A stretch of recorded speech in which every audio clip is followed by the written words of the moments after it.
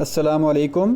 इस वीडियो में हम आपको बताएंगे कि इस्लाम-वन ऐप में तिलावत करते वक्त आप मुसहफ़ मोड और ट्रांसलेशन मोड को तब्दील कैसे कर सकते हैं।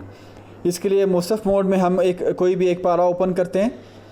तो यहाँ पे ऊपर वाली बार में आपको जो बाईं तरफ से पहला ऑप्शन नज़र आ रहा होगा, इसके ज़रिए हम कुरान मजीद के अरबी मतन और उसकी ट्रांसलेशन में तब्दील कर सकते हैं।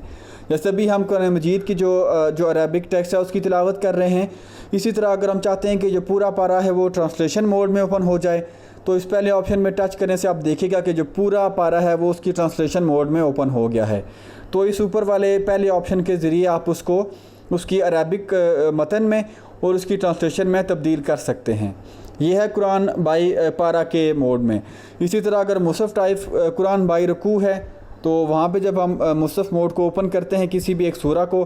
और उसके किसी एक रुकू में इसी तरह हम अरबिक और उर्दू में जब तब्दील करना चाहते हैं तो यहाँ पे आपको ये दरमियान वाला जो आइकन नज़र आ रहा होगा, इस पे टच करने से अगर वो अरबिक सेलेक्टेड है तो उसका उर्दू जो तर्जुमा है वो ओपन हो जाएगा, और अगर तर्जुमा से आप अरबी मतन पे वापस जाना चाहते हैं तो उसके ऊपर दोबारा जब आप टच करेंगे तो वो उसी तरह दोबारा उसकी जो अरबिक है वो ओपन हो जाएगी।